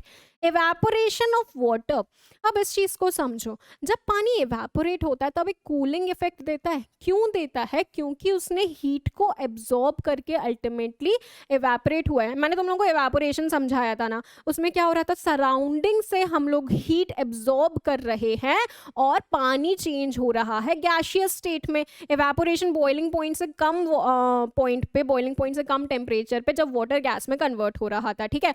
उसने हीट को एब्जॉर्ब किया है चीजों से, तो ठंडा कर देगा ना उन चीजों को। हीट उनसे एब्जॉर्ब कर दी तो उन चीजों को ठंडा कर देगा, इसीलिए एवेपोरेशन पे ठंडा महसूस होता है। एंडोथर्मिक रिएक्शन है ये, हीट को एब्जॉर्ब करके फाइनली गैस में कन्वर्ट कर देता है ये पानी को, so this is not an correct, this is not a correct answer. Sublimation of camphor की यदि हम बात करें, कैम्फर जो होता है, जो कपूर होता है, वो भी ठंडा हम लोगों को एहसास देता है, क्योंकि वो भी हीट को एब्जॉर्ब करके अल्टीमेटली सब्लाइम हो रहा है। सब्लिमेशन का मतलब क्या था? सॉलिड का डायरेक्ट गैस में कन्वर्ट होना या गैस का डायरेक्ट सॉलिड में कन्वर्ट होना। तो this is also an exothermic reaction, this is not the answer. Answer हम लोगों का फर्स्ट और सेकेंड जाएगा कहाँ कहाँ कहाँ? Option A will be the correct answer. इस तरह से क्वेश्चंस को सॉल्व करना है। Next, oxidation is a process which involves, bar bar ma'am वही रिपीट करियो। हाँ यार, इंपॉर्टेंट है, ठीक है। बाद में हम जब ऑक्सीडेशन नंबर वगैरह पढ़ेंगे, मेटल्स एंड नॉन मेटल्स की बात करेंगे, तब ये चीज़ आएगी यार, इंपॉर्टेंट है, क्वेश्चंस आते हैं इससे। तो मुझे बता दो, oxidation is a process which involves, सबसे पहला ही हमारा आंसर हो जाएगा addition of oxygen. Addition of hydrogen नहीं, रिडक्शन। रिमूवल ऑफ ऑक्सीजन तो क्लियरली रिडक्शन, नन तो आंसर नहीं जाएगा, आंसर जाएगा एडिशन ऑफ ऑक्सीजन, ठीक है। नेक्स्ट, अब ये क्वेश्चन आया था हमारा CDS 2018 में, और ये है एक बैलेंसिंग का क्वेश्चन बेटा, ठीक है। बैलेंसिंग का क्वेश्चन है। बैलेंसिंग में मैंने तुम लोगों को बताया था, प्रैक्टिस करोगे तो ही सही आंसर्स आएंगे। ये क्वेश्चन तुम लोगों का होमवर्क क्वेश्चन है, इसके साथ में प्रैक्टिस करो, ठीक है। प्रैक्टिस करो और इसका आंसर मुझे बताना। नेक्स्ट क्लास में सबसे पहली चीज़ यही होगी जो हम लोग वापस से पढ़ेंगे, वापस से रिवाइज करेंगे, किस तरह से बैलेंस करते हैं। ये चीज़ का आंसर तुम लोग मुझे दो, ठीक है। इसको इक्वेशन को वापस अगर तुम लोगों को क्लियर नहीं है तो यहाँ पे लिख देती हूँ, Fe2O3 को हम लोगों ने BCO से मिलाया, तब हम लोगों को मिल रहा है CFE प्लस BCO2। क्वेश्चन ये आया था कि A की वैल्यू क्या होगी, B की वैल्यू क्या होगी, C की वैल्यू क्या होगी और D की वैल्यू क्या होगी, ठीक है। इसको मैं थोड़ा सा A की वैल्यू, B की वैल्यू, C की वैल्यू और D की वैल्यू, ये तुम लोगों को बताना है। यही एक तरीका है जिससे तुम लोग प्रैक्टिस कर पाओगे। यही क्वेश्चन आया था, प्लीज इसको सॉल्व करो, प्रैक्टिस करो और मुझे नेक्स्ट क्लास में बताओ। नेक्स्ट क्लास में क्या, कमेंट सेक्शन में बताना। नेक्स्ट क्लास में अपन लोग इस चीज़ को डिस्कस करेंगे। तो यहाँ पे बेटा हम लोगों का ये बहुत छोटा सा प्यारा सा बट इम्पॉर्टेंट सा टॉपिक खत्म हो गया है, केमिकल इक्वेशंस एंड रिएक्शंस का। यहाँ पे हम लोगों ने सारी की सारी जितनी भी केमिकल रिएक्शंस पॉसिबल होती हैं, जो कि होती हैं नेचर में, उन सब के बारे में पढ़ा, उन सब के छोटे छोटे एग्जाम्पल्स देखे। इंपॉर्टेंट रिएक्शंस वगैरह तो हम लोग नेक्स्ट चैप्टर्स में कवर कर ही लेंगे, जो आने वाले चैप्टर्स होंगे। यहाँ पे ये समझना जरूरी था कि कितने प्रकार के रिएक्शंस होते हैं, राइट। क्या क्या चीज़ें होती हैं नेचर में, किस प्रकार की रिएक्शंस होती हैं, किस तरह उसको इक्वेशन के फॉर्म में लिखा जाता है, ये सब हम लोगों ने देख लिया। रियल लाइफ हम लोगों ने एग्जांपल्स देखे, रेस्पिरेशन जिस तरह से हम लोगों ने देखा, ठीक है। डाइजेशन हम लोगों का केमिकल चेंज होता है, कोरोजन जो ताजमहल का हो रहा है, जो जंग लगती है, जो खाना रैंसिड होता है, सब हमारे आसपास ही तो चल रहा है यार। आसपास की ही चीज़ों को हम लोगों ने केमिस्ट्री की नज़र से देखा है, उनको और इंटरेस्टिंग बनाया है। और ये चीज़ क्यों है ज़रूरी समझना, जिससे हम उन चीज़ों को प्रिवेंट कर सकें। यदि हम लोगों को कोरोजन पता ही नहीं होगा कैसे होता है, तो हम लोग उसको प्रिवेंट करने का तरीका कैसे निकालेंगे। रैंसिडिटी पता ही नहीं होगी कैसे हो रही हैं चीज़ें खराब, तो प्रिवेंट करने का तरीका कैसे निकालेंगे। इसीलिए केमिस्ट्री है बहुत प्यारी सी, इसको समझ लिया तो लाइफ जिंगा लाला, ठीक है। इसी को समझने से हम चीज़ों का सल्यूशन निकाल पाएंगे। इसीलिए आपको ये सब चीज़ें समझनी बहुत ज़्यादा ज़रूरी है। इंटरेस्ट लेकर पढ़ो यार, रट्टा मारोगे ना तो चीज़ें याद नहीं होंगी। रिवाइज करते रहो, क्वेश्चंस को सॉल्व करो। नेक्स्ट क्लास में और भी क्वेश्चंस लेकर आऊँगी, नया टॉपिक लेकर आऊँगी। बहुत इंटरेस्टिंग है नेक्स्ट वाला टॉपिक, क्योंकि वो रियल लाइफ से ज़्यादा कनेक्ट करेगा तुम लोगों को, ठीक है। जो भी मैंने चीज़ें यहाँ पे बोली हैं कि मुझे कमेंट सेक्शन में बताओ बेटा, मैं चाहती हूँ तुम उस चीज़ों पर विचार करो, थोड़ा सोचो, आंसर निकालो, उसके बाद में कमेंट सेक्शन में डालना। नेक्स्ट क्लास में उन्हीं सारी चीज़ों को हम वापस रिवाइज करेंगे। इस पूरे चैप्टर का रिवीजन होगा एज यूजुअल। कुछ नए क्वेश्चंस लेकर आऊंगी, नई इंटरेस्टिंग सी क्लास लेकर आऊंगी। तब तक के लिए सब लोग अपना ध्यान रखें, स्वस्थ रहें, मस्त रहें। Bye bye, Vande Mataram.